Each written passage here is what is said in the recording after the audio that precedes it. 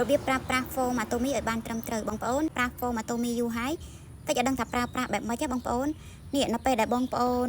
ចាក់ foam atomy មកគឺបងប្អូនយកវាទៅកូរជាមួយទឹកឲ្យឡើងពពុះច្រើនបែបនេះពពុះកាន់តែច្រើនគឺបងប្អូនកាន់តែទទួលបានគុណភាពខ្ពស់បើសិនបើជាបងប្អូនគ្រាន់តែចាក់ foam atomy ហើយយកមក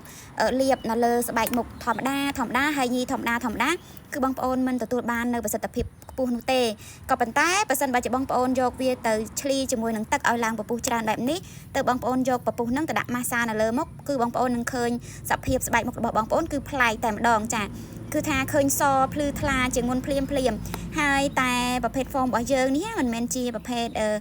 គីមីជាតិកាត់អីទេចាគឺជាប្រភេទធម្មជាតិបើសិនបើជាបងប្អូនមិនចេះប្រើប្រាស់ទេយកតា foam ឲ្យទៅញីលើស្បែកមុខតែម្ដងគឺបងប្អូនមើលមិនឃើញពីគុណភាពរបស់ atomy ទេចាតើតើបងប្អូនប្រើប្រាស់ឲ្យបានត្រឹមត្រូវនោះបងប្អូននឹងឃើញពីគុណភាពពិតៗរបស់ foam atomy តែម្ដង